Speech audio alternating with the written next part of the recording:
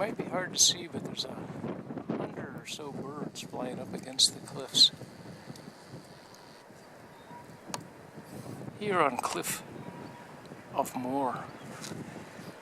On May 21st, the 10th anniversary of Ginny's and Larry's wedding.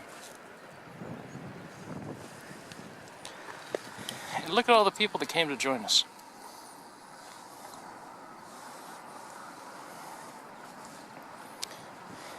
There's the visitor center, buried in